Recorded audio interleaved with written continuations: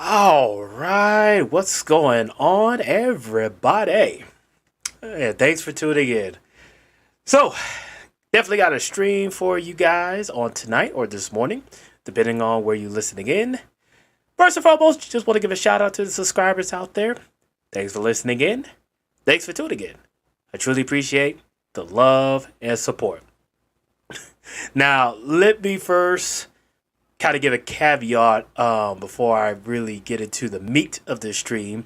So, earlier this morning, I had to go and get two of my wisdom teeth pulled. So at the moment, I'm kind of on some painkillers to kind of make sure I don't get too drowsy or the pain gets a little bit too out of hand.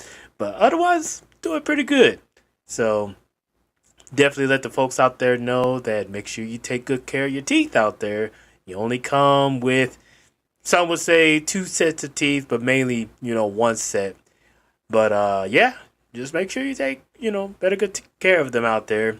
Two of my wisdom teeth, unfortunately, they went bad, and so there was no further use for them, and they just had to be extracted.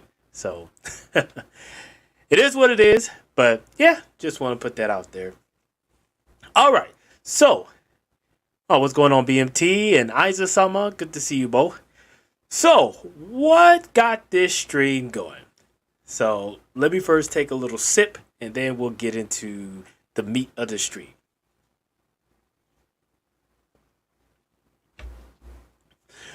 All right. Oh, yeah, Isa Sama, I'm good. Just took a few Tylenols and all, and right now feeling much, much better. So, definitely these two wisdom teeth, like I said, they just went bad, and so just like I'll just go ahead and get rid of them. So, all right. So shout out to Pablo Frescobar. He was the one that inspired this particular stream. I want to say on Sunday, either Sunday or Saturday night. It's probably Sunday. Anywho, he did a stream not too long ago talking about don't leave the Matrix just to go back to the hood. And the main theme behind the stream he did was talking about black men who travel to other cultures or go to other cultures, but they bring that hood mentality with them. In other words, they call themselves, so to speak, leaving behind America or leaving behind the hood. But when they go to these other places and other cultures, they want to bring that same hood mentality with them. And the thing they don't understand is just because you can get away with it back in America does not mean that you can get away with it in these other places and other cultures. They are a lot more stricter and a lot less forgiving than America. And so that got me thinking. I was like, you know what? I want to expound on that more so, but on the Japanese version.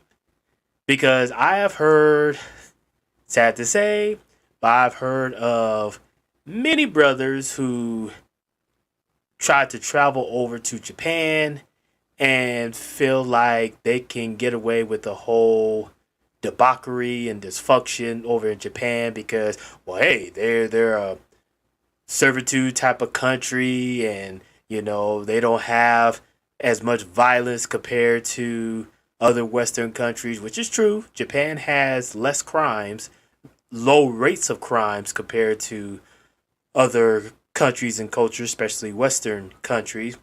But still, excuse me, that does not mean that you can go to a country like Japan and feel like you can get away with things that you could get away with in America or any other Western culture. So it's like, okay, let me do a stream where we talk about why it's important to respect the culture when you're in the land of the rising sun.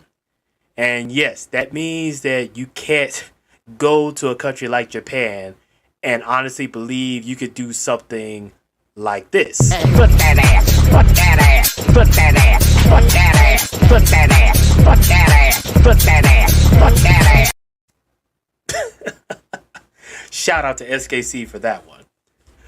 But yeah, so I said we're going to go ahead and talk about a lot of the things that goes on in ancient Japan and how that translates into modern times.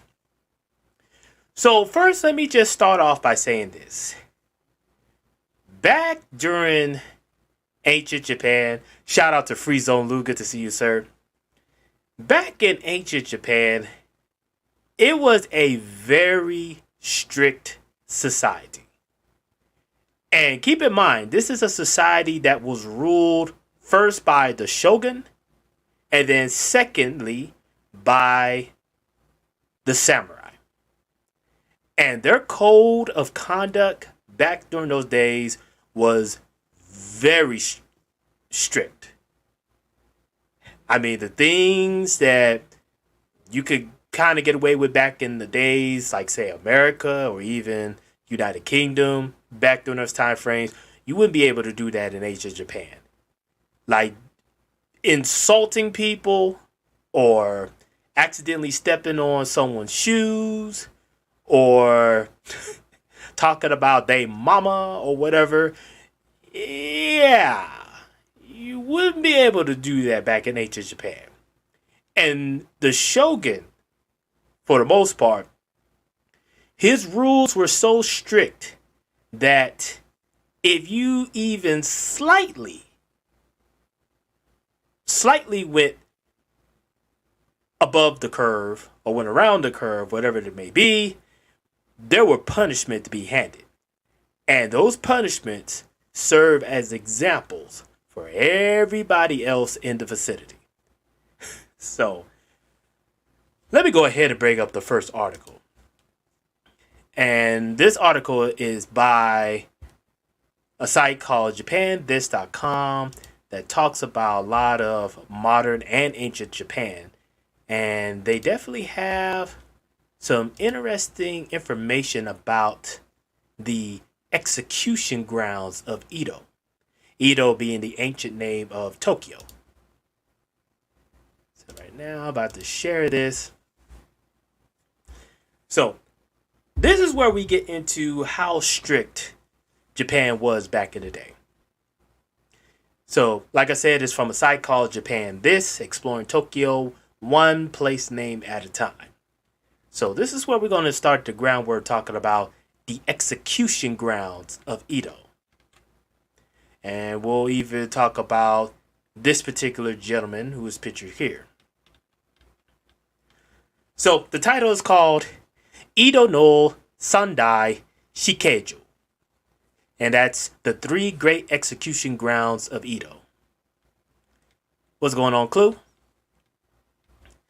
It says ritual cleanliness and ritual defilement were big issues of pre-modern Japan. Some of these issues are clearly still alive and well, though luckily these days, things tend to be more focused on physical cleanliness for health reasons and whatnot.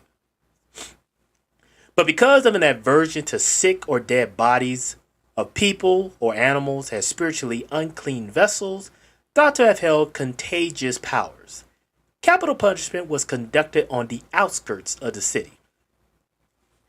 Oh, Shinobi Bro is here. Hey, Shinobi Bro, I wish you was able to come up. I know you're on the road, but you're definitely going to enjoy this particular stream. So, shout out to Shinobi Bro, co-host of the Black Ronins of Japan podcast, which will be coming up this Saturday evening. So, definitely want to stay tuned for that. But, coming right back, places where animals were slaughtered and butchered were also required to be outside of the capital city. In an event, a samurai was required to commit seppuku, which is ritual suicide, by self-disembowelment. The ritual was usually conducted outside of the house in the garden, anywhere other than where people slept and conducted their daily lives. In short, people wanted nothing to do with death.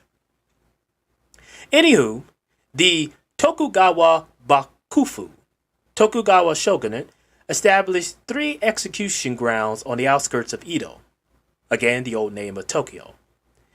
At the time, some executions were public. Those that weren't public were often still displayed after the fact. Decapitated heads sat on the wooden display shelves at the entrance of the shogun's capital as a warning to all that certain crimes would not be tolerated. And again, we'll get into those in a bit.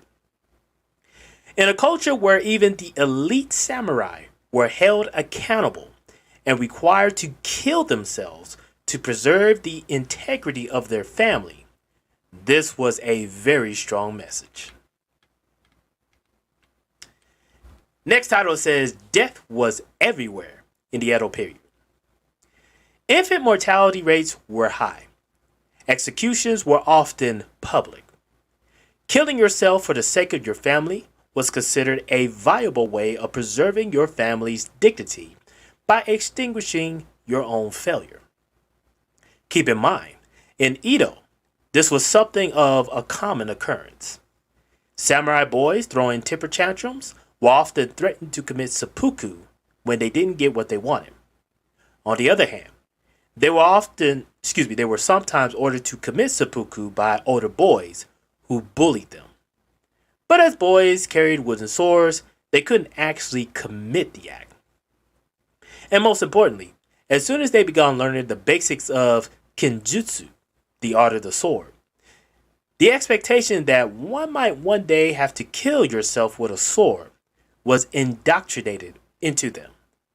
That's heavy. Ice is heavy. The Edo period was not all puppy dogs and ice cream. But I digress. I wrote a series of about 3 execution grounds. I suggest you read all of them.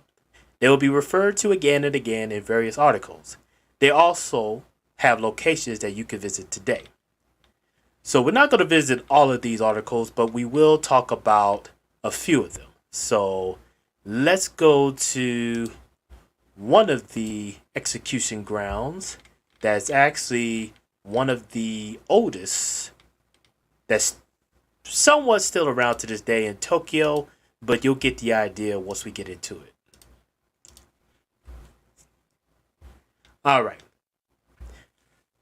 This one is called the Kozukapara Shikeju, which is also called the Kozukapara Execution Ground. This is probably Edo's second most notorious execution ground. It definitely has the longest lasting legacy. The facility was in operation from 1651 to 1873. It's said that 100,000 to 200,000 people were executed here. The killing floor is supposedly under the train tracks, and most of what remains is a small cemetery. Real Edoko might tell you that the Joban and Hibiya lines break down often when passing through here, or that the trains slow down so as not to disturb the spirits that haunt the area. Sounds spooky, but totally untrue. And here's a art depiction of the killing grounds back in the day. It's hard to see, but essentially what would happen is they would place the body or the person near the hole. Their head would be close to the hole, but not the body. And the executioner will literally chop off the head so that it fell into the hole, but the blood also spelt into the hole as well. And again, we'll talk about how strict Japan was back in the day. Next it says, this seems to have been the most mismanaged and sloppiest execution grounds of Edo.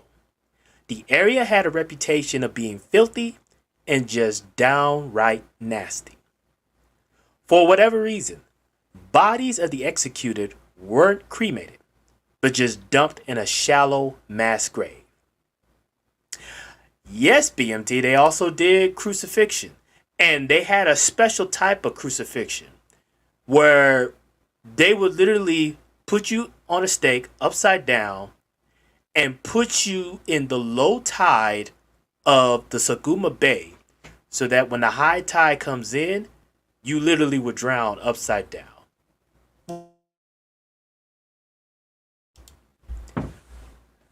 All right. So yeah, that definitely happened.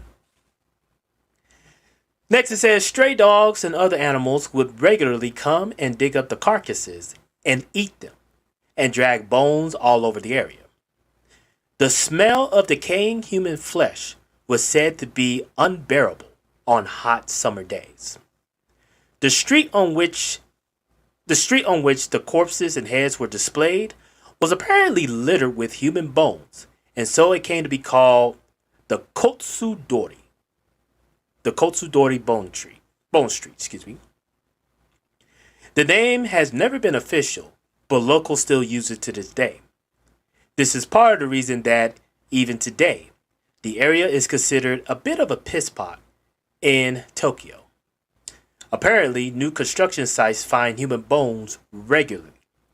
The main modes of execution were beheading, crucifixion, boiling, burning at the stake, and a variety of creatively gruesome methods. Now, I want you to pay close attention to this first picture. I wish I was able to blow it up, but it doesn't allow you to expand. But, in fact, let me do this. Let me give you guys the article so that way you can go and view these pictures for yourself. But what you see in this picture, this was taken at around the late 1800s. These are wooden stakes. And on top of these wooden stakes are literally the heads of criminals that have been decapitated. And these heads were displayed just outside the city. And this next picture is actually a close-up of these heads on the stake. Now, you probably ask yourself, what did these guys do that would cause them to be beheaded and then put on display right outside the city? Who knows? But in ancient Japan, even the smallest offense could cause you to be beheaded. I just want y'all to keep that in mind. Back in the days, the shogun wasn't playing. If you dishonored somebody or some family, it could cost you your life.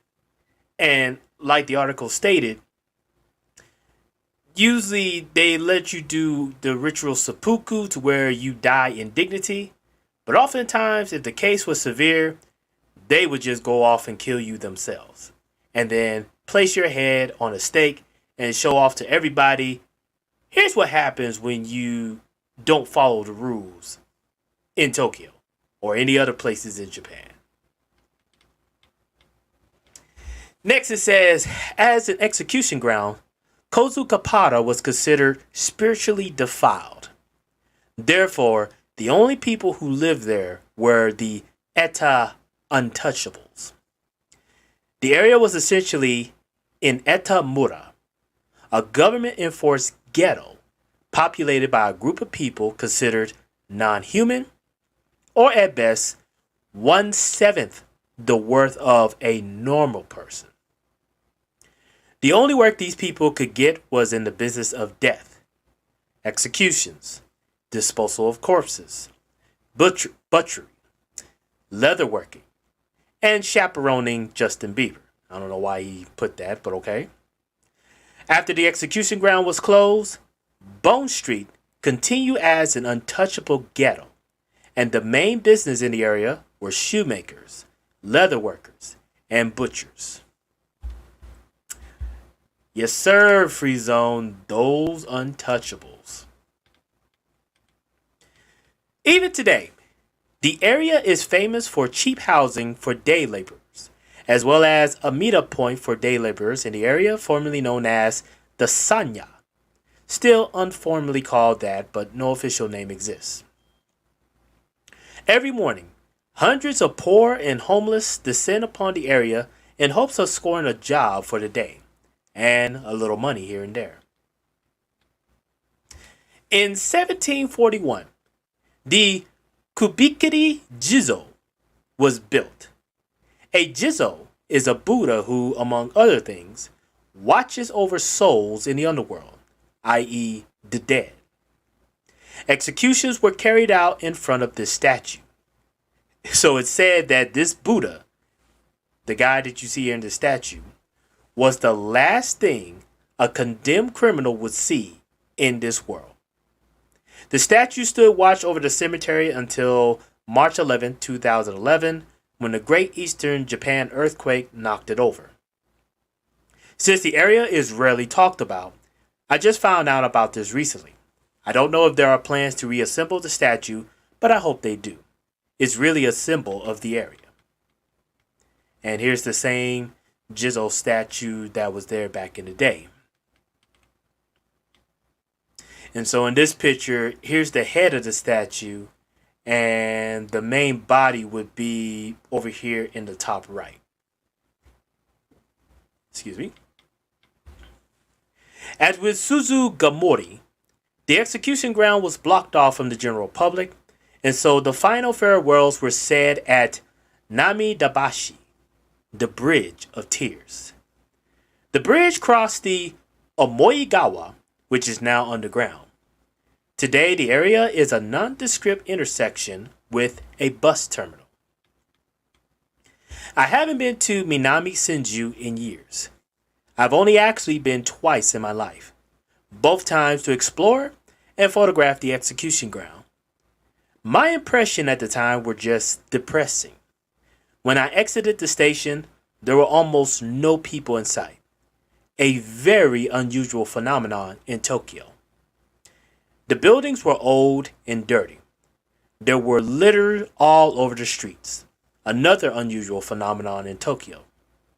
The few locals I saw were either just dirty or homeless. There were a few shops here and there, and although the area looked somewhat like other Shitamachi areas, the shops lacked a lively atmosphere. When I got to the execution grounds graveyard, there was a temple with a massive Aoi no Gomon, the coat of arms of the Tokugawa. Ballari, good to see you, sir, Ohio. I couldn't help but feel like the shogunate, having executed so many here, was just still lording over the dead. We took your life, and we still got our eyes on you. Use your imagination.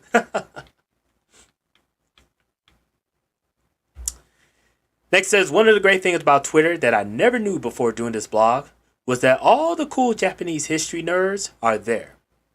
I was told by a Twitter friend that the area's gentrification is indeed taking off and that I should see it firsthand. So maybe it's not as bad as I remember. I haven't been there since. Oh, I don't know, maybe since 2007. So I reckon another trip that way as well. I'm going to skip this. It says, oh, I almost forgot. The temple next to the Kubikiri Jizo is called Enmei-ji, which ironically means Long Life Temple. But if you go across the train tracks, there's another temple built to comfort the souls of the executed called Ekkoin. Ekko are Buddhist memorial prayers said for the souls of the dead. Among its treasures is a sword of the hereditary sword tester and executioner of the shogunate, whose name? Yamada Asaemon. So there you have it on that article. But yeah, not in the days, they were very brutal when it came down to execution. The smallest offense literally could cost you your life. You definitely don't want to be like this. Yeah. Okay, so let's go to another article that talks about another, well, it kind of gives just a brief overview of the execution grounds and what went on there. So let me pull that up. While I'm doing that, shout out to A Truism. Good to see you, sir. All right. And I believe, yep, this is it. And let's bring this one up. Okay. So this one's called The Three Great Execution Grounds of Edo. Starts off by saying, the first time I visited Tokyo, I heard about a place where the rent was cheap because it used to be an execution ground. The locals called it a Shinrei Supoto, which means haunted place. It was a place so haunted that people still brought new flowers every day to appease the angry spirits. This place was the Suzugamori Shikejo, Suzugamori execution grounds. As soon as I heard this, I wanted to visit. Later, I read a book by Romulus Hillsborough that briefly touched on the subject. Since that time, I've been fascinated with the three great execution grounds of Edo. At the time, about 8 years ago, there was nothing on the internet about these places, especially in English. Since that time, a lot more has come to be written about these facilities, some for better and some for worse. There have also been some new developments in some of the areas, particularly in the field of archaeology. So it gives the names of these three execution grounds, the first being the Suzugamori, the next is the Kozu Kapara, which we just read, and then the third one is the Denma Cho. So next it says, what can we say about these places? Well, first off, they were all on the outskirts of town. Suzugamori, was in Shinagawa, way outside of the center of the city and basically sitting on the bay. Kozukapara was Minami Senju, while outside of the city, it was near one of the access points to the city. Denmacho was the closest to the center of Edo. Its legal standing within the old city is debatable. In accordance to Shinto practice, to keep the city of Edo spiritually pure, unclean activities such as butchery, leatherworking, and executions had to be done outside of the city limits. Prisons and execution grounds were laid out according to the principles of Fusui, Feng Shui having entrances and exits, placed in auspicious directions to keep the dark activities within from leaking out and defiling the city. Each of these areas are located near a major artery. Suzugamori was near the Tokaido. Kazukapara was near the Nikko Kaido, Oshu Kaido, and Mito Kaido. Kademna Cho was near Nihonbashi, which was the hub of Japan. This sent a strong and clear message to those coming in and out of the shogun's capital that the shogunate held the power of life and death. As you enter the shogun's city, and as you leave it, you will be reminded of his absolute power. And again, just like in the other pictures, here you have a head being displayed on the outskirts that pretty much tell people, come at your own risk. And lastly, the point most Japanese don't want to bring up is that because pre-modern Japan had a caste system, these areas have been and are still associated with the Eta, the untouchables. These were families who fell outside of the samurai, farmer, artisan, merchant class system. They could only work as butchers, executioners, leather workers, disposers of corpses, and etc. These three areas bore a heavy stigma because of their association with prisoners, killings, and the Eta class. Rent in these areas is said to be super cheap. Schools in these areas are said to be very bad. People who live here are said to be cursed. Doesn't that remind me of certain elements in America? But I digress. Well, at least in the old days, Tokyo doesn't really have a problem with this anymore. I've heard that issues with the untouchable families continue to persist in Osaka and some other parts of Japan. In Tokyo, half of the population is from somewhere else. People can't be precursed to worry about your ancestry unless you have a bad as a name like Tokugawa or Matsudara. So I think most of the stigma of these areas is exaggerated today. However, when you visit these places, Kotsukapara in particular, you'll notice that there's something off about these places. They're not vibrant places. They're not affluent places. They're places that you probably need a good reason to even go to. Some are just downright inconvenient. Executions were carried out by the untouchables. The lead executioner was an untouchable given a samurai status and certain legal rights by the shogunate. The position and the family name were hereditary. The most famous executioner were the hereditary Tameshigiri.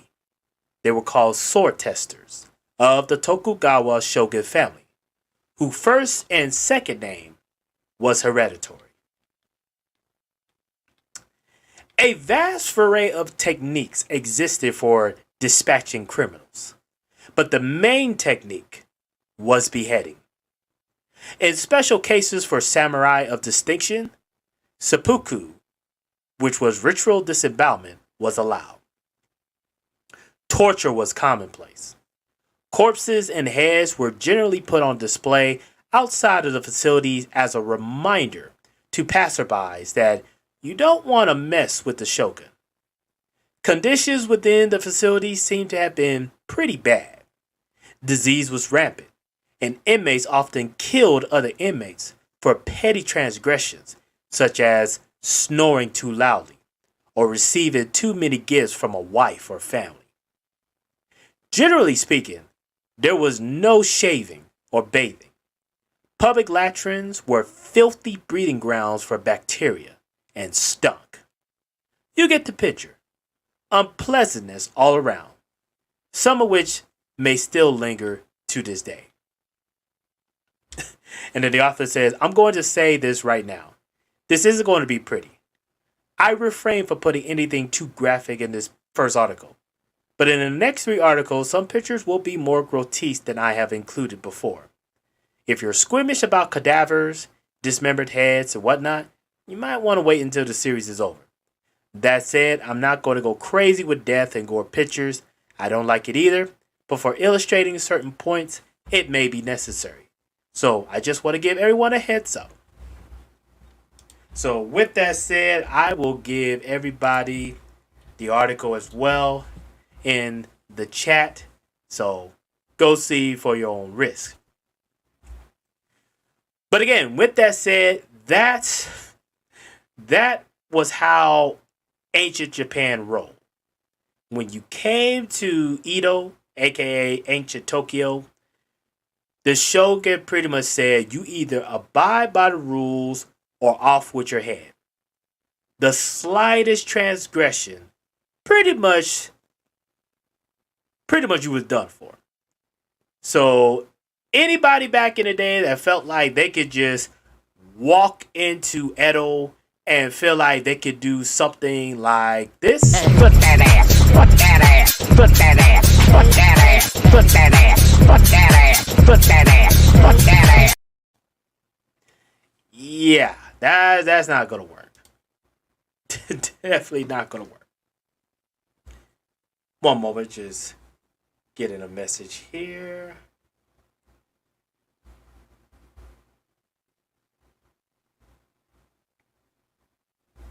Okay.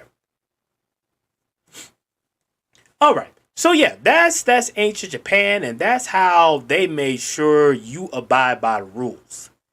Now, I know some of y'all probably thinking, all right, Sigma Jones, that's back in the old days of Japan. You know, that's like back in 1500s, 1800s, and whatnot. Modern Japan is different. They're more relaxed and everything. They're not as crazy as we think they are, right? Well, let me just put it like this. No, they don't kill people for small transgressions, but that still doesn't mean you come to Japan and act like a complete fool because you will have to deal with their laws. And trust and believe you do not want to go to prison in Japan.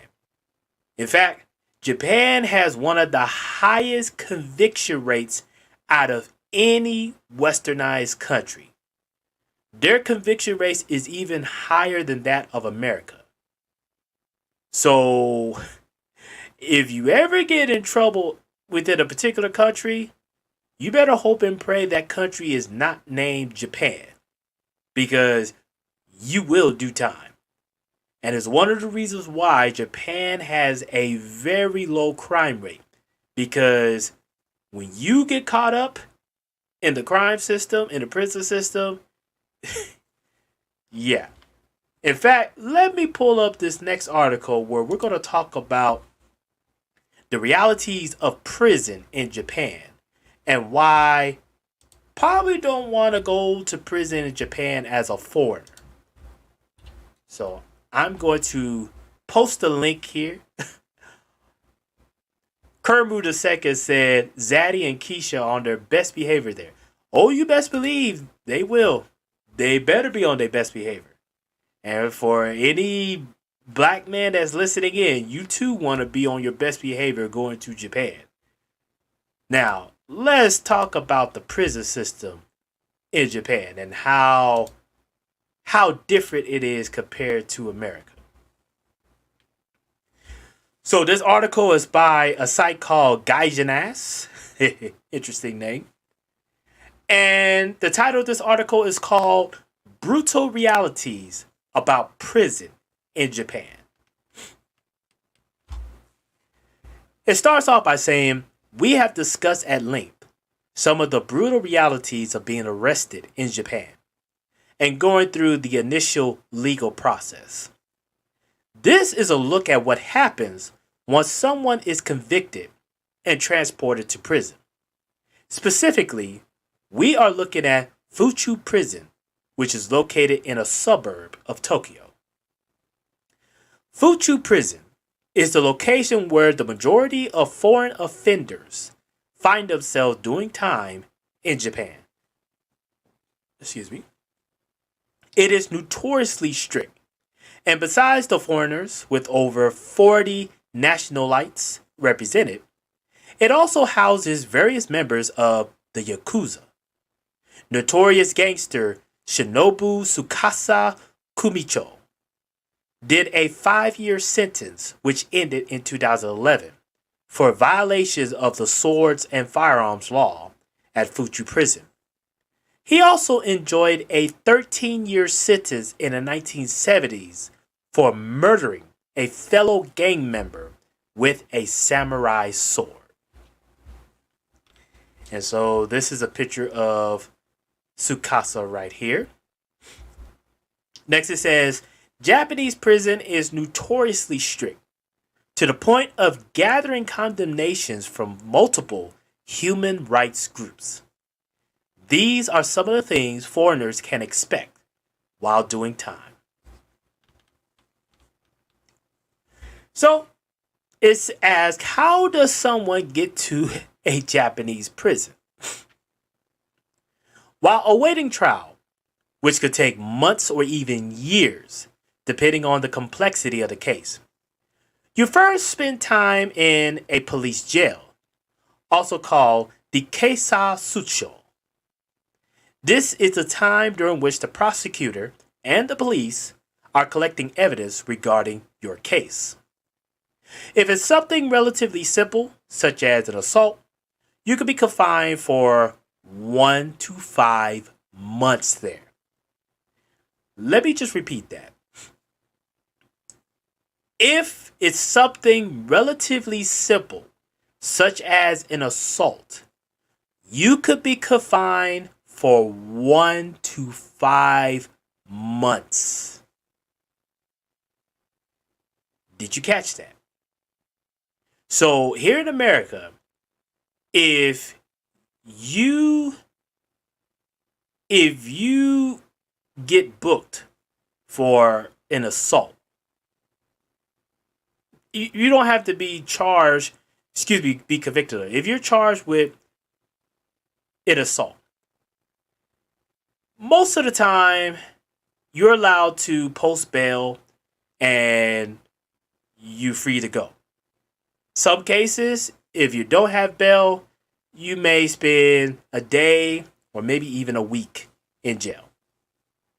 But here in Japan, for committing an assault, you're going to spend at least a month in jail. Excuse me one moment while I take a sip.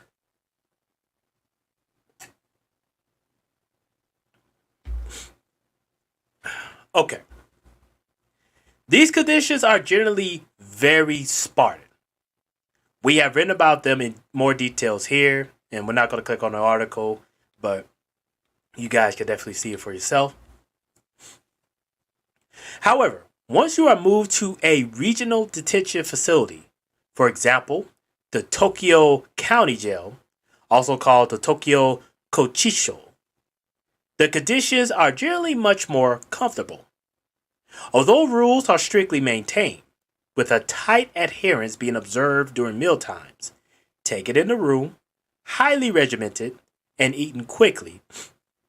And for the daily head count, the room being clean, all members sitting in seiza in front of the cell door, shouting out your own prisoner number in Japanese in turn. The in-room conditions are far more comfortable, clean, and humane than that of the police jail. And here you see a picture of the Tokyo County Jail. Once your trial is complete and the verdict is passed down, you are then moved locations. If you're found not guilty, good luck with that. Or given a suspended sentence, which a suspended sentence in Japanese means shiko yuyo. You are out processed that same day and left standing on a street corner holding a couple of garbage bags full of your stuff. However, if you are convicted and a suspended sentence is not given, you're going to prison. Yes, sir, altruism. They don't play in Japan. And you're going to see what happens if you're convicted and sent to prison in Japan. So next it says convict boot camp. According to Wikipedia, arrival at prison goes something like this.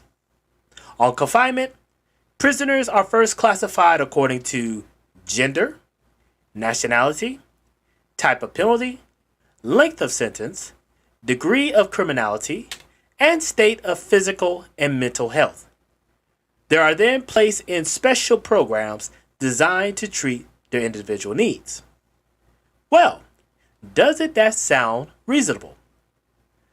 The problem is that other sources paint a very different picture. Now, check this out.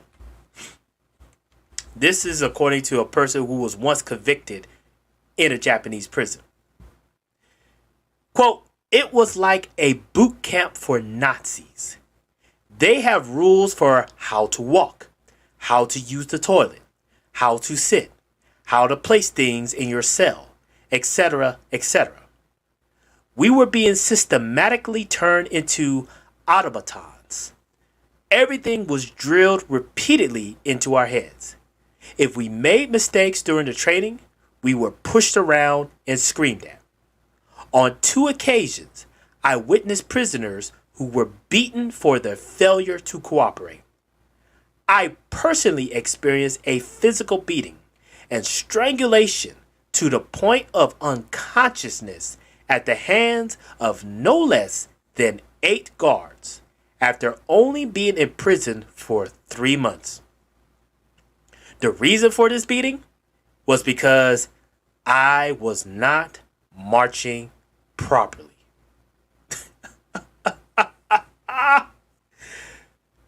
So this prisoner said This man was beaten and almost strangled to death by 8 guards, all because he was not marching properly.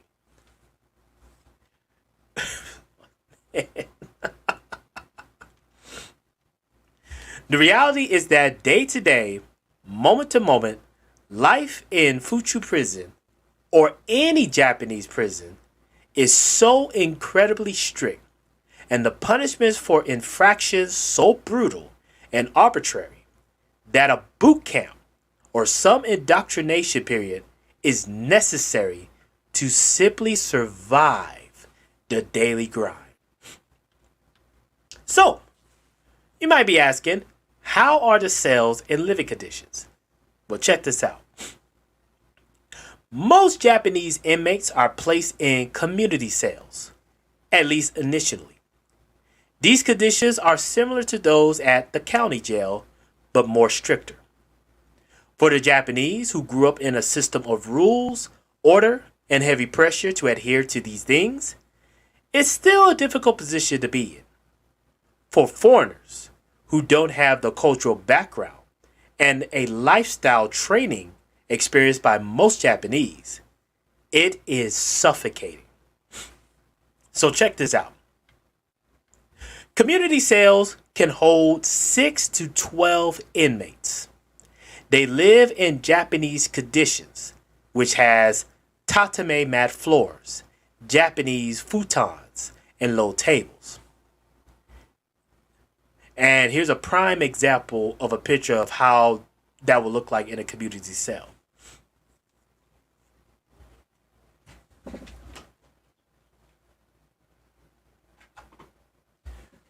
Sorry about that. Foreign prisoners are often, but not always, put in different accommodations. Although some have said that foreigners are provided with beds, sometimes they're simply put in small, solitary cells for the duration of their prison time. Now, here's what a solitary cell looks like. And let me just tell you right now, what you see here, this little section, a pile of blankets and all, that's your bed. And this small little section that's blocked off, that's your toilet. As you can see, there's really not much you could do in this solitary confinement. But check this out, it gets interesting. To the uninitiated, this might seem like a good thing, but it's not. The isolation of being alone with nobody to talk to, day after day, week after week, and month after month, can be crushing. Some inmates in these solitary cells not only sleep and eat in them, but also perform their assigned labor in them. They are let out of cells only to exercise, during which time communication with other inmates is forbidden. Or to bath. Again, communication is forbidden. Now, Free Zone and Atriism, you might catch this. In a Japanese prison, you don't have to worry about somebody like the Booty Warrior. He don't exist in Japan. And Kukamasi, shout out to you, sir. Good to see you. But yeah, you don't have to worry about, a Booty Warrior in Japan. But I'll let you guys hear it on these other aspects. When looking at these images of living conditions, it should be noted, these are the photos Japanese authorities allow to be taken and distributed. They are the tatame Japanese prisons want the world to see, and likely do not reflect the hone of the real prison experience, which, according to many, is quite filthy, cold, and old.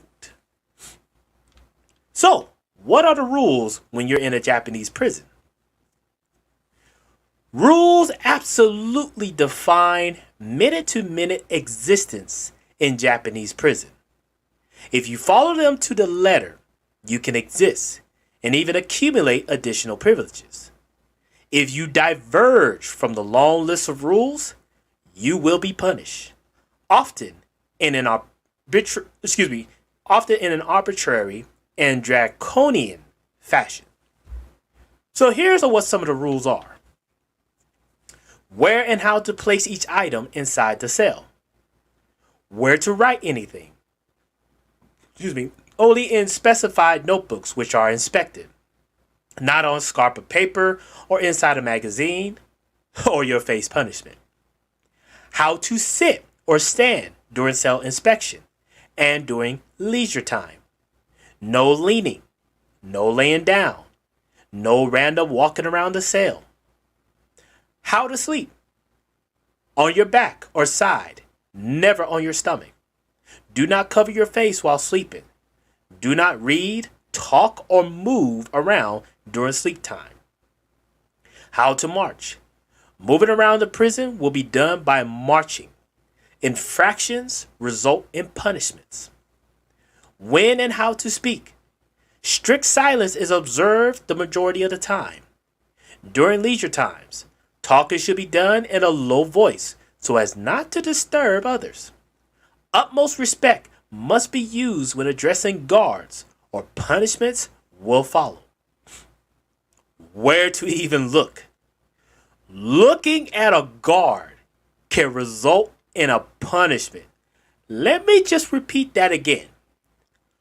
Looking at a guard can result in a punishment. Looking up during mealtime is punishable.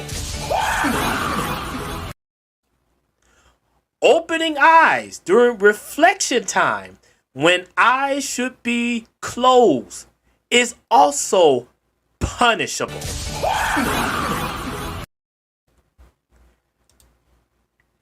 Are you guys catching on of how strict these rules are in prison? Now, let me just ask you this question. And some of the guys in the chat, I definitely know what your answer is going to be, but I just want to ask this question. And I really want to see what answers you guys could give. Do you think the hardest criminal you could think of in any American prison would be able to survive in a Japanese prison based off of the rules you just read? I just want to get you guys feedback in the chat. So take your time. Take your time.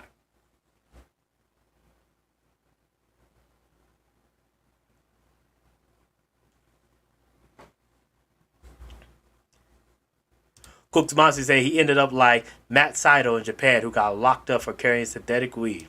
That's interesting. Kermud II said, this sounds like hell for the narcissistic Westerner. Tell you that. Altruism, I'm preface your sentence, but I know what you said. He said, them buffoons would get killed in there. Yes, sir. And Free Zone Lewis like, hell to the nah.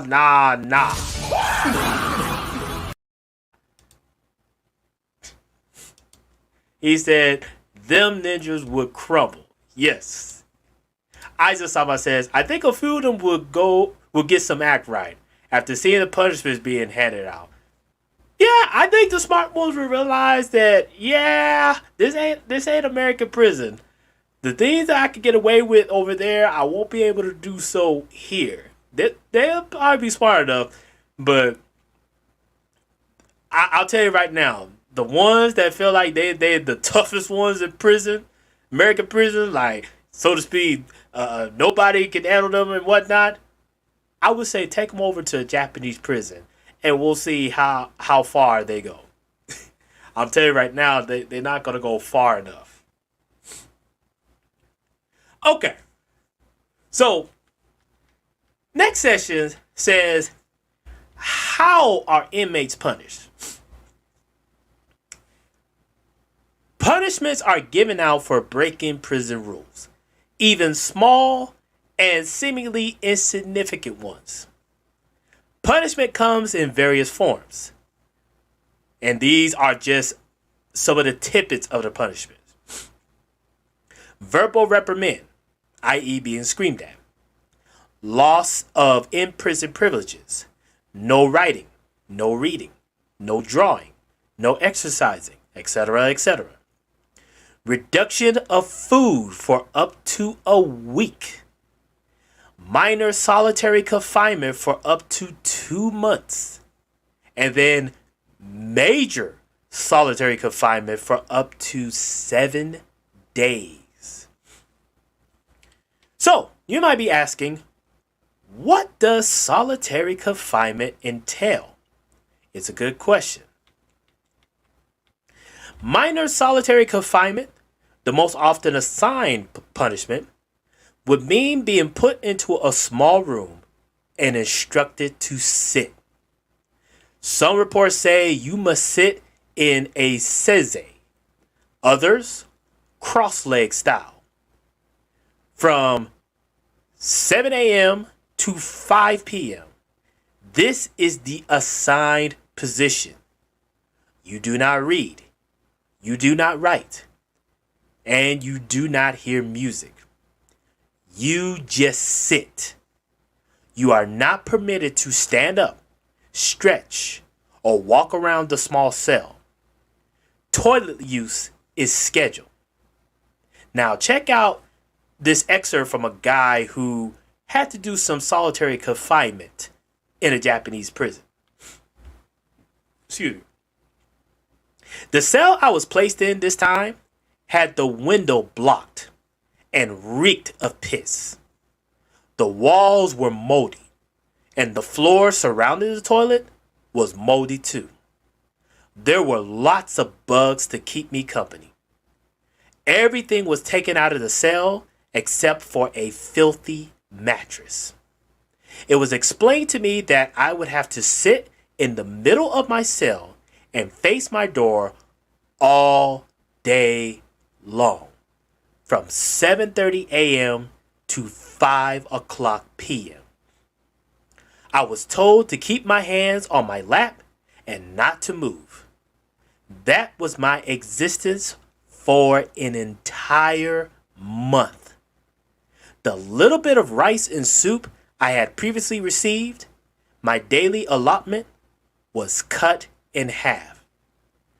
If I wanted to use the toilet, I had to wait until the guard gave the signal twice daily. No exercise and only one 15-minute shower every 10 days. I was caught on several occasions exercising in my cell, and time was added to my solitary confinement.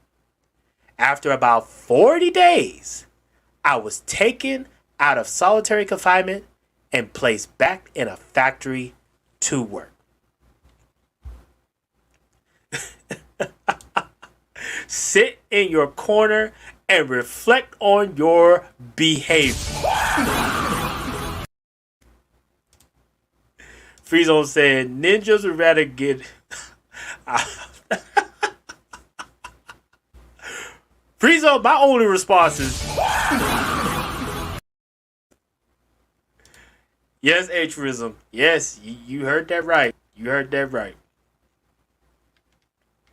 Next it says major solitary, still in the official rules of Fuchu prison, is defined as, quote, in the case of major solitary confinement, the punishment cell shall always be kept dark, and the use of beddings shall be prohibited. It's also important to know that periods of reflection, time handcuffed, gagged, and placed in reflection cells are identical to solitary confinement, but are not technically recorded as punishment by the prison.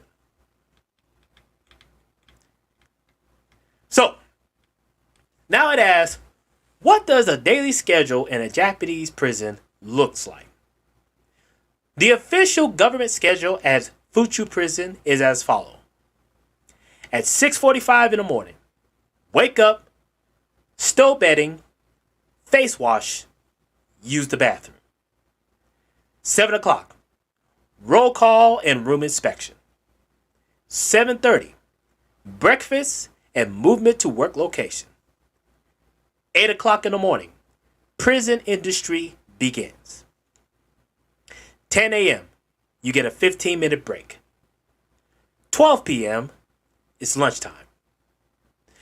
2 p.m., you get another 15-minute break. 4:40 p.m., industry stops, prisoners return to their rooms. 5 p.m., roll call and prisoner inspection followed by reflection time. 5:20, dinner time. 6 p.m., that's your free time. At 8:30, preparation for sleep. And then at 9 o'clock, lights out. So during prison industry time, or during prison industry hours, the inmates are instructed to only focus 100% on their tasks. They are not to look at other inmates or the guards, but only stare at their work task. Meals are taken quickly and without speech or eye contact with other prisoners or the guards. Free time, so Free Zone asks when is recess, so check this out. Free time can be spent talking to other inmates in the same room, playing Japanese chess, reading and writing, or doing correspondence courses. Most inmates are subjected to bodily searches twice daily. So there's your recess right there. So next it asks, what are special problems for foreign inmates? So for those who think that they can act crazy in Japan, and especially those who come from America and feel like they could just do whatever they want because they're America, they're Americans, check out this little tidbit. Being foreign in Japan can have advantages and disadvantages. However, in the Japanese prison system, it is decidedly a disadvantage. There are various reasons for this. Some of the institutional and others practical. But the reality is that whatever conditions the Japanese prisoners find themselves, you will surely find it much worse than they do. As we mentioned earlier, many of the things Japanese inmates experience, the wall of rules and regulations, and the day-to-day lifestyle in prison are just stricter versions of the things they have been doing their entire lives. The life of rules, structured interactions, and sameness is not foreign to them, but it will be to you. So, some unique challenges for foreign inmates.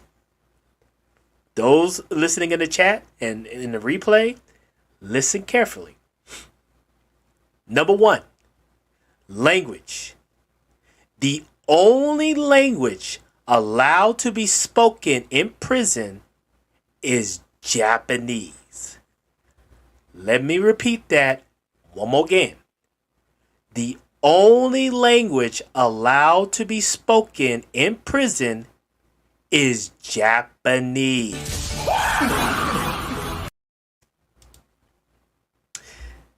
All outgoing mail must be written in Japanese or translated, which the inmate pays for. After Japanese, the most widely spoken language by prison authorities is English.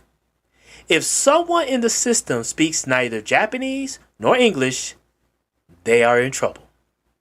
Not knowing the language means not being able to understand commands, which results in punishments. This will also affect visitation. All visits are monitored and should be in Japanese, or a translator must be provided at the inmate's expense. Otherwise, visits are silent. Yes, Free Zone. Pookie better learn to speak Japanese quickly. Yeah. So that's the thing right there. If you do not know how to speak Japanese and you are sent to prison in Japan, you're screwed. Big time. But check out this other tidbit. Racial insults. There have been various cases of racial insults being used by guards while addressing foreign prisoners. There is really nothing that can be done about this by the inmate, and speaking out against the guards will result in a backlash. Check this out. A Nigerian man who was constantly referred to as a gorilla when he protested the nickname was badly beaten by several guards so badly it resulted in permanent hearing loss in one ear.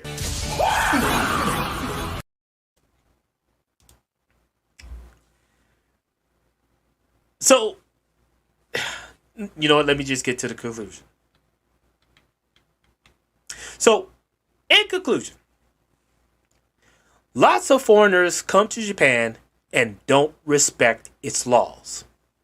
They are involved in small infractions or things they consider small, and then they get arrested and are shocked to be looking at 3 to 10 years in a Japanese prison.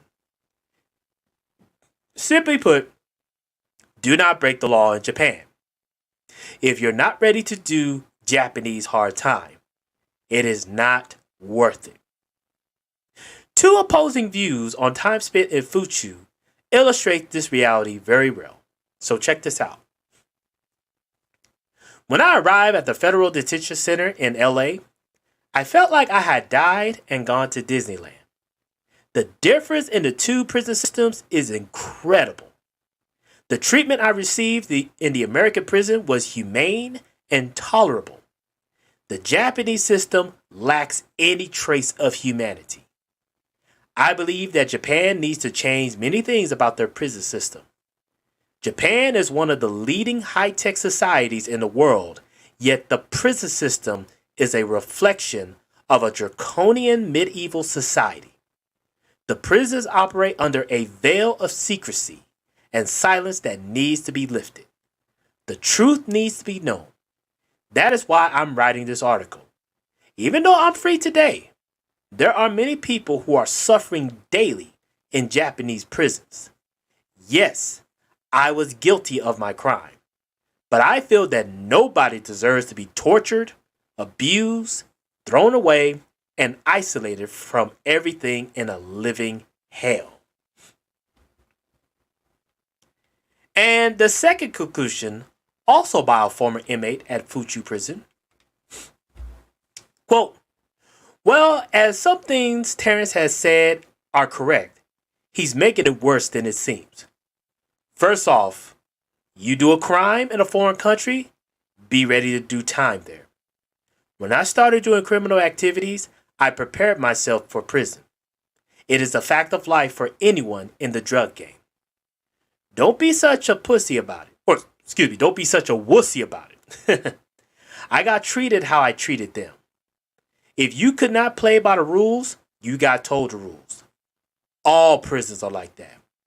I'm sure you were in a segregation in the LA Detention Center because I also did time in Twin Towers, Glass House, South Bay, George Bailey, and SD. All were just much more violent.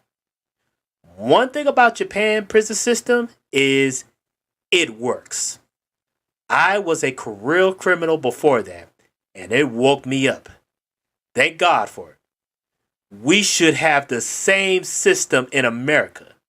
Maybe then we would not have 10 million people in US prisons. So, and yes, altruism, this is one of the reasons why Japan's crime rate is in the single digits because they don't play around in their prison systems. And I agree with the second guy when he says that Japan prison system works. It just works. And I'll be honest, maybe if America, and this is a shout out to the Bodyball League, maybe if America had a same prison system like that of Japan, all of the violence that we hear on the daily news probably wouldn't be as drastic as we hear about it. Just a thought. Just a thought.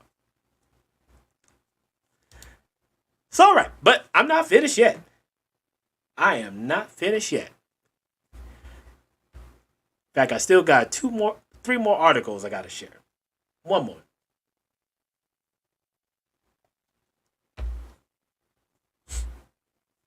All right. So I'm going to show you guys and ladies out there two particular incidents of three Americans who had to do prison time in Japan. And I'm going to let you guys give your opinions on these stories. And you'll see why it is best not to do crimes in Japan. So let me bring up the first article.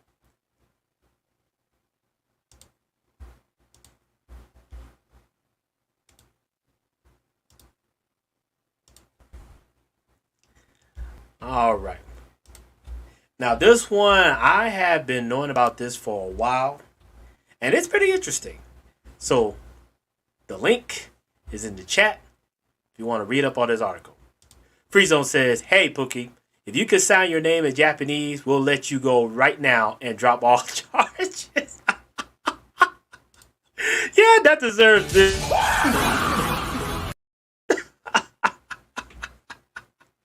Shout out to Freezone.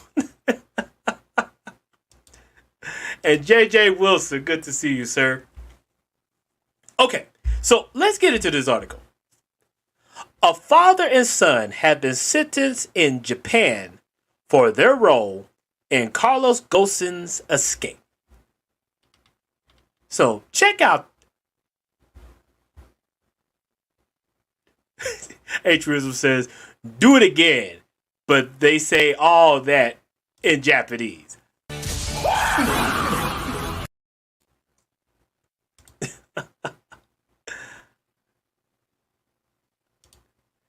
Yeah. JJ, yeah. Wait, JJ, you're good over here, sir, so you'll be just fine. But anyway, let's read this article. A Tokyo court handed down prison terms for the American father and son accused of helping Nissan's former chairman, Carlos Ghosn, escape to Lebanon while awaiting trial in Japan. The father, Michael Taylor, was sentenced Monday to 2 years in prison, while his son, Peter Taylor, was sentenced to 1 year and 8 months.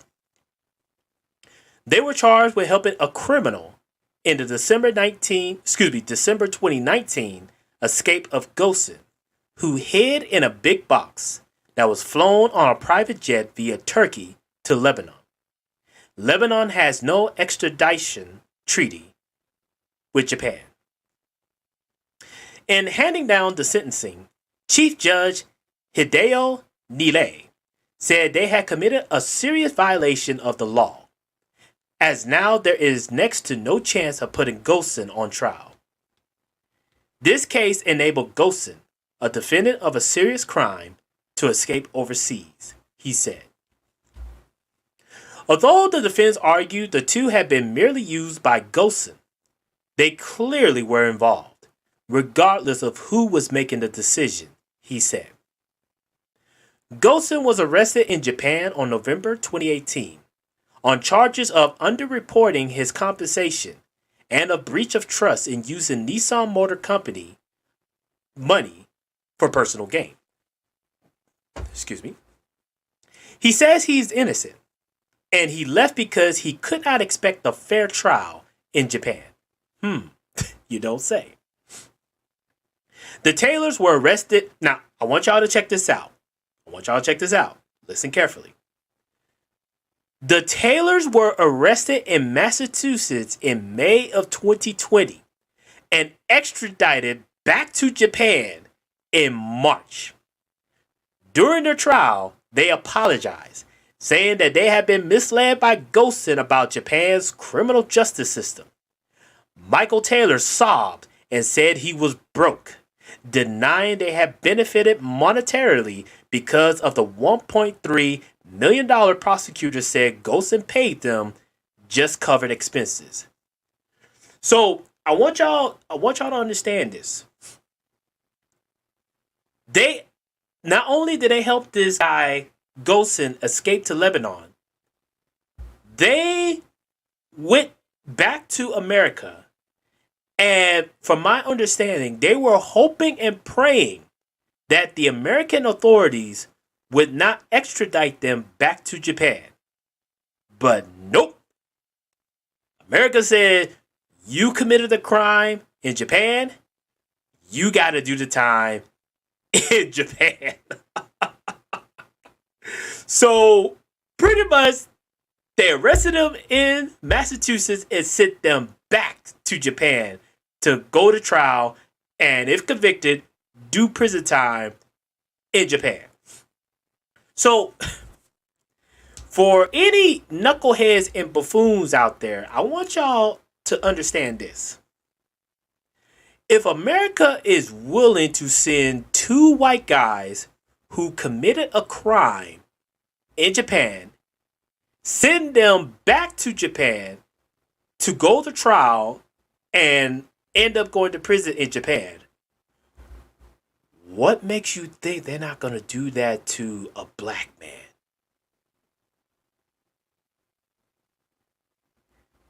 I want y'all to marinate on that while I continue reading.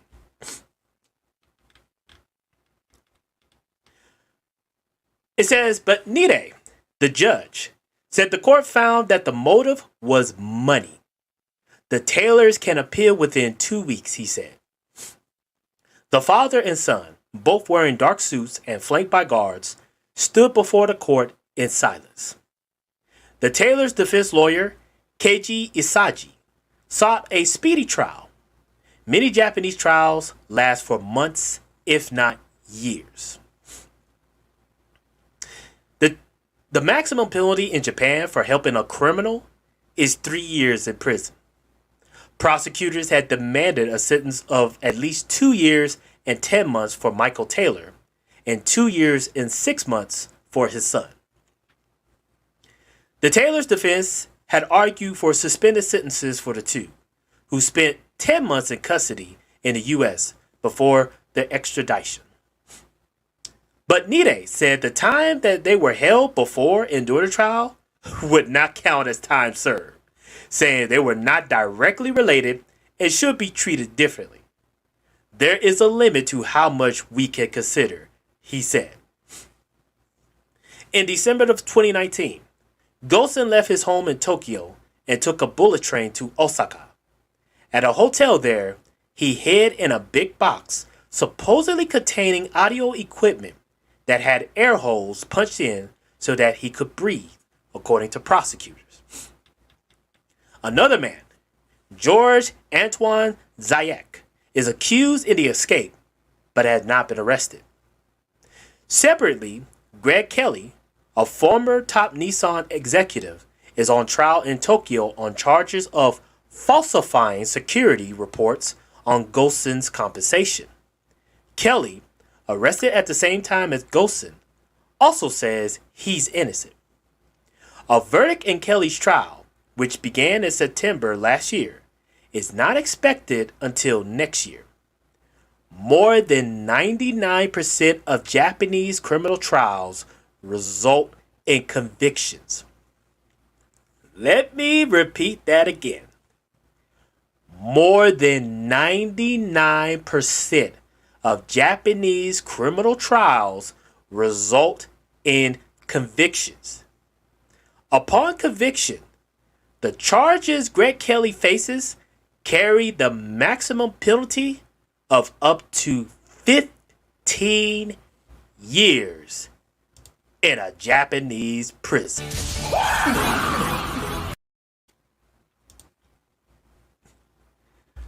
So that's that article.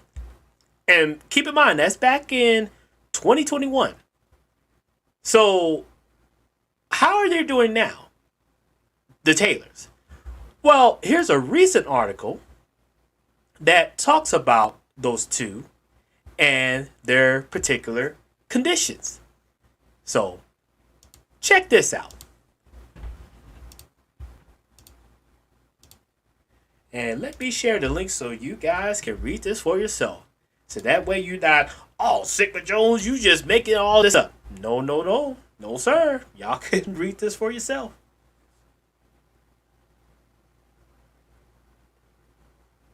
And shout out to Free Zone Lou for the Cash App.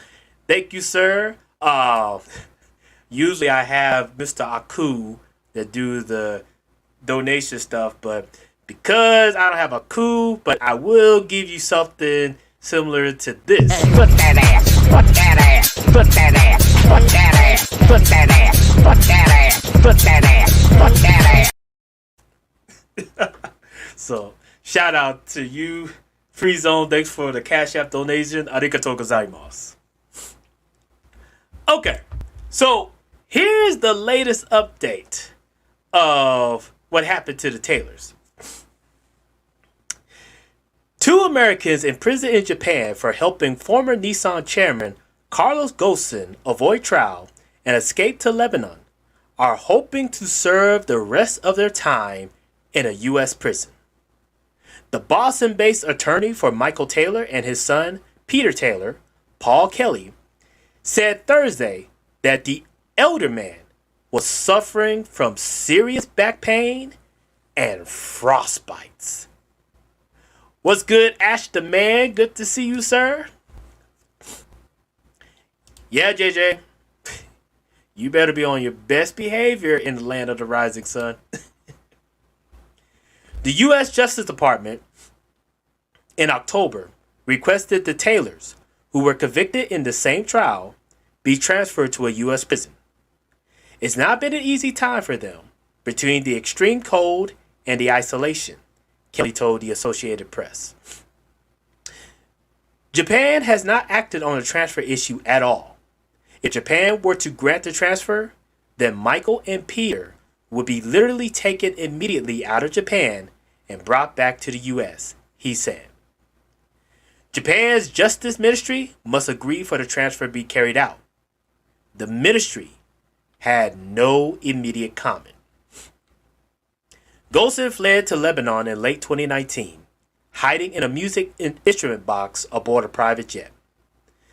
Japanese prisons lack Western-style heating, air conditioning, or beds. Inmates get a mattress that's rolled out at night. Japanese authorities say their prison meets humanitarian standards. Michael and Peter Taylor were convicted in Tokyo District Court in July for their roles in helping Ghosn escape Japan for Lebanon, the country of his ancestry. Lebanon has no extradition treaty with Japan. So, how dare they do the beloved white man like that? Hey, this warning is not only for brothers, but it's also for any American man out there who feels like they could just go to Japan and be like this. Put that ass, put that ass, put that ass, put that ass, put that ass, put that ass, put that ass, put that ass. Yeah, you're not gonna be able to do things like that in Japan. But anywho, let me continue. Taylor, or excuse me, Michael Taylor, who's 61, was sentenced to 2 years in prison. Peter Taylor, who at the time was 29, was accused of arranging the escape and sentenced to 20 months in prison. Since he is athletic and younger, he is in better shape than his father, the attorney Kelly said. In their trial, they said they had been misled and wanted to save Golson from an unfair system, believing Golson could not expect a fair trial. Japan's justice system has been long criticized by human rights activists, or advocates, The Taylors were extradited from the U.S. in February of 2021 after spending 9 months in detention. They were kept in solitary confinement in Japan while awaiting their verdict. That is fairly standard in Japan for suspects not given bail. But they were not given credit for the time spent before they were sentenced.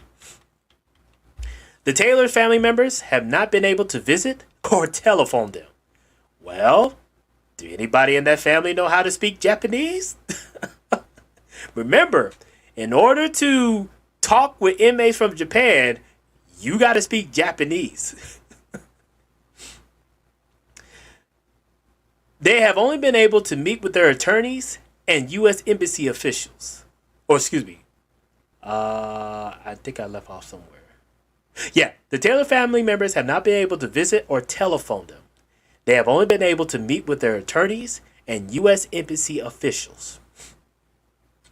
Golson was arrested in November of 2018 and charged with underreporting his compensation and breach of trust in misusing Nissan money for personal gain, such as fancy homes, a yacht, and lavish parties.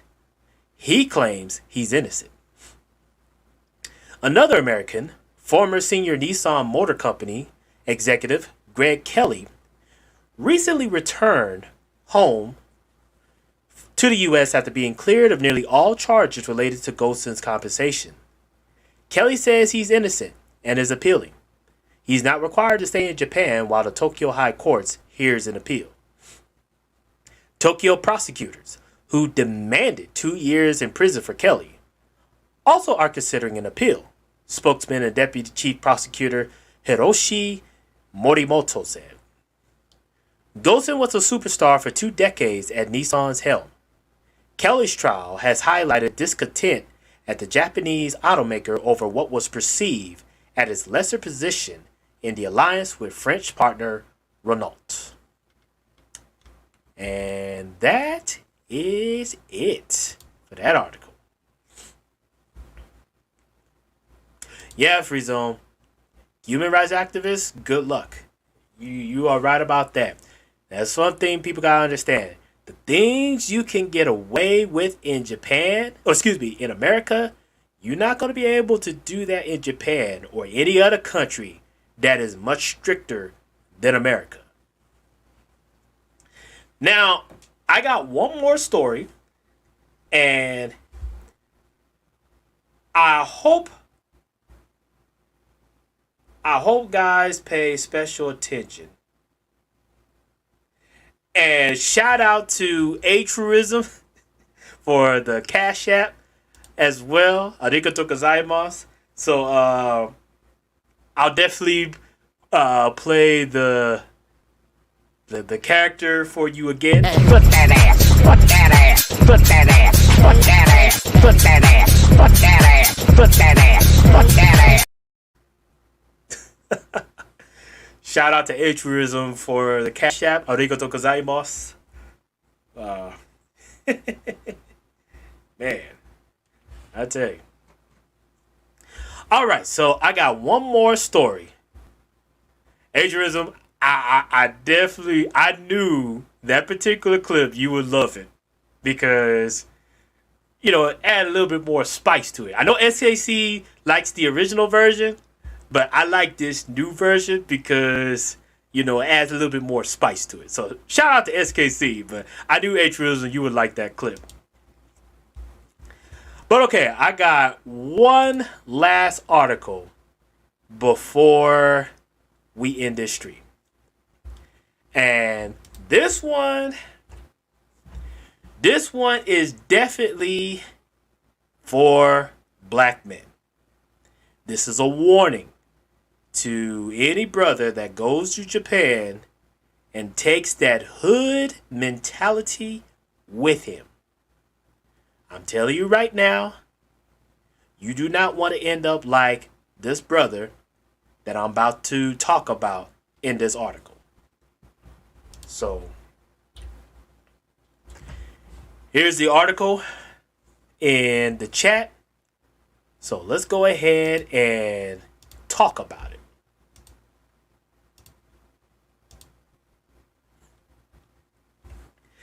So, this is from the site Stars and Stripes. And it says, base worker sentenced to life in prison with hard labor for slaying an Okinawan woman. So this is the guy by the name of Kenneth Franklin Gatson. Naha City, Okinawa. Former U.S. base worker Kenneth Franklin Gatson told a Japanese court he never intended to kill a 20-year-old Okinawan woman when he attacked her in a remote area of Okinawa last spring. But a Japanese court disagreed and sentenced him to life in prison with hard labor on Friday, saying his actions in Rina Shimabukuro's final moments showed he intended to end her life. A panel of 3 judges and 6 jurors found Gatson, at the time was 33, guilty of murder, rape, resulting in death, and the illegal disposal of a body in the Uruma office worker slaying. He will spend the rest of his life behind bars at Yokosuka Prison in Kurihama, barring a successful appeal, which is very unlikely. The life of the victim, who just celebrated her adulthood, was suddenly taken and her body was abandoned in the bushes, Chief Judge Toshihiro Shibata said when reading the verdict. Her body was not found until it was reduced to bone. Her sorrow is immeasurable. Even giving consideration to the fact that the body was found by the concession of the defendant and he had no previous criminal record, there is no reason to find a lighter sentence than life imprisonment, he added. During Gatson's 3-day trial last month, the former Marine pleaded guilty to rape, resulting in death and the illegal disposal of a body. However, he disputed the murder charge, saying he had no plans to kill Shimabukuro. Gatson, a former civilian employee at a Kadena Air Base, cable and internet provider, who went by his Japanese wife's surname of Shinzato, attended the verdict wearing the prisoner's garb of a white t-shirt, blue pants, and black plastic sandals. He wasn't given a chance to speak Friday and sat expressionless for most of the proceedings, often staring off into space. Panel members concluded that while Gatson may not have planned to kill Shimabukuro when he attacked her, that quickly changed after he struck her from behind and she screamed and fought back. They agreed with the prosecution that his attempts to silence her, choking her with 2 hands and stabbing her in the neck, were signs that he intended to end Shimabukuro's life. The defendant hit the victim with full force on the head. He further strangled her and stabbed her on the back of the neck with a knife, Shibata said. Had the defendant had the respect and caring thoughts for another person's life, he could have stopped assaulting her. The defendant attempted to rape a total stranger and then murdered her. Shimabukuro's mother burst into tears as Gatson was led from the courtroom after the hearing, her eyes red and swollen. The family did not comment afterward. Gatson had 14 days to appeal his conviction and sentencing, said his attorney, Toshimitsu Takesu. who planned to meet with Gatson Tuesday to discuss the matter. I'm sure my client is disappointed, Takesu said. Gatson was also sentenced to hard labor, which means he will be forced to work to earn his keep, according to Japan's Ministry of Justice website. He could get a job doing self-supporting work like laundry, cleaning, or cooking, or metalworking, sewing, or making tires or auto parts, for example. These positions are paid and generally seen as a way to teach inmates a skill and to rehabilitate them to prepare them for release back into society, the website said. However, barring a successful appeal, Gatson won't be released. Shima Bakuro disappeared after going out for a walk at about 8 p.m. on April the 28th, 2016. Police immediately suspected she had been the victim of a crime or had suffered an accident because she left behind her car and wallet. Her phone's GPS indicated she was last in an industrial area near her home in Urama's Sasaki district. Police spotted a red SUV owned by Gatson while checking vehicles captured by security camera footage in the area. Police say he admitted to strangling Shima Bakuro and led officers to her body. Takesu argued that his client was under the influence of sleeping pills at the time of the confession due to a suicide attempt. During the trial, prosecutors argued Gatson had admitted striking the victim with some sort of hard object, that he had choked her with 2 hands, and that he stabbed her during the initial assault. All signs that he intended to end Shima Bakuro's life. Shima Bakuro's parents called for the death penalty, though it is rarely applied in Japan for a single homicide. Gatson attempted to show remorse during closing arguments. "I'm not a bad person, and I didn't mean for any of this to happen," he said. The brutal slaying rocked Japan and triggered massive anti-American protests on an island where about half of the 50,000 U.S. troops in Japan are based. Then President Barack Obama was forced to apologize for the crime during his historic visit to Hiroshima in May of 2016, following a strong rebuke from Prime Minister Shinzo Abe. Editorials published over the weekend in Okinawan newspapers hailed the verdict, while blaming the U.S. military presence on the southern island prefecture as the underlying problem. The Ryukyu Shimpo, which compared the incident to the 1995 rape and kidnapping of a 12-year-old Okinawan schoolgirl by 3 U.S. service members and the 1955 rape and murder of a 6-year-old girl by an Okinawan-based soldier, pointed a finger directly at the United States and Japan. The U.S. and Japanese governments have a heavy responsibility for not being able to prevent these recurring incidents, it said. It also called for the removal of U.S. bases as soon as possible, echoing a demand it said was made by Shima Bakuro's father. An Okinawan Times editorial said the locals living on the island, some of whom still pray and lay flowers at the site where Shima Bakuro's body was abandoned, continue to feel pain and anger over the case. "Why is it that we still feel depressed even though the verdict was given as demanded?" it said. "One cannot be calm when thinking about the fear, pain, and devastation that the victim faced." The newspaper also blamed the violent structure of the military for the incident and lamented the reality that one cannot safely go for a walk in a private community even 72 years since the Battle of Okinawa.